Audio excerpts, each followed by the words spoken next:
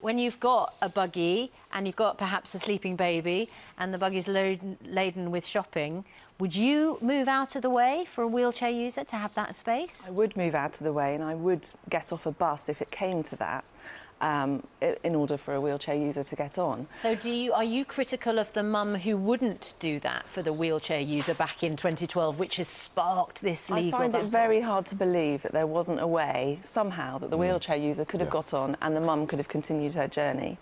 But the point is, it shouldn't be a case of either or. There should be a space for wheelchair users and for buggies. The only reason that space on a bus exists is because wheelchair users lobbied for it and parents are able to use it too. Yeah. This is down to the bus companies. Well, except we don't have a situation where there is enough room for everybody who has, you know, a lot of stuff, including a buggy and a baby and all the shopping, for instance. So, Mick, you know, I think most people will totally agree. There should be room for everybody. Yeah. But when you get on a bus and there is a parent with a buggy in that space, how do you approach that situation? I think the thing is what this court case is about is priority. Right. It's saying that we have priority, which then, it wasn't in the film, but I tried to get on a bus and there was already a pram and a guy with a pushchair on it. And the driver said to someone, oh, you've got to move. And they were both running around trying to move. And I just said, it's all right, don't worry, I'll get the next one. Because everyone had acted like they wanted to move.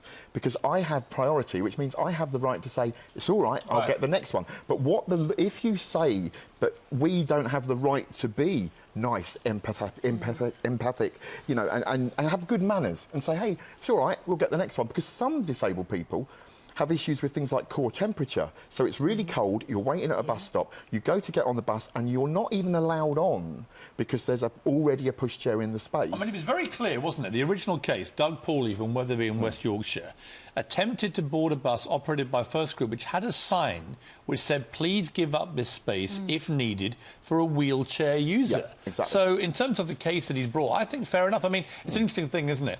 Whether a mum with a baby considers herself to be as vulnerable a person in society as somebody in a wheelchair. I mean, I would argue, with the greatest of respect to all the mums out there, but, you know, wheelchair users should take priority over healthy mums and healthy babies. I agree with that too, but the point is, a parent with a pushchair has as much right to use a bus as anyone else, whether it's a wheelchair user or not.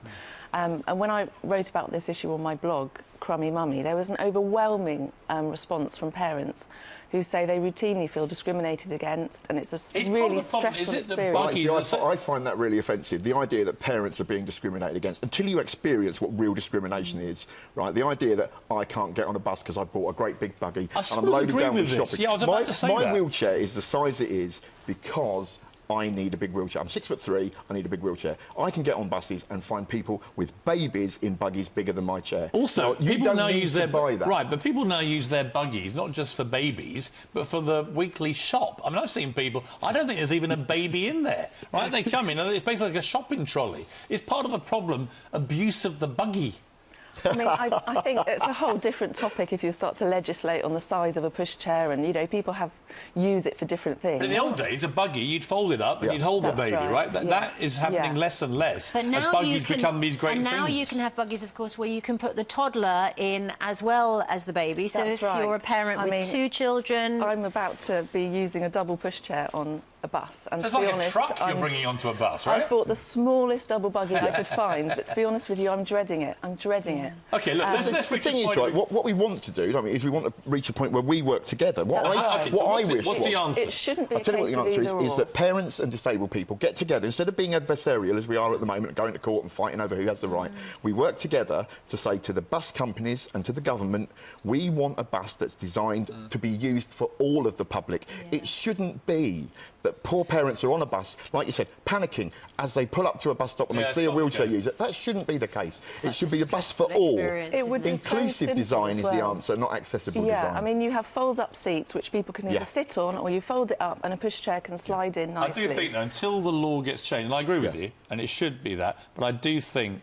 fundamentally, people in wheelchairs should get the priority. I do. Well, weird like that, yes.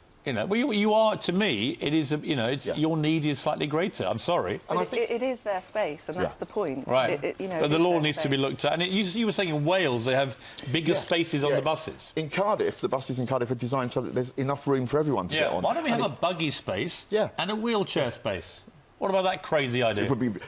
We're thinking outside the box here, Piers. What happens when the next parent with a buggy gets on? Well, the buggies would be 30 feet long, so you've got to remember, longer than the buses. At the moment, we can be left waiting in the cold because someone won't fold up. It's not big buggies, little folding chairs. We've got to leave it. Thank you both very much indeed. I think we've reached a point of agreement.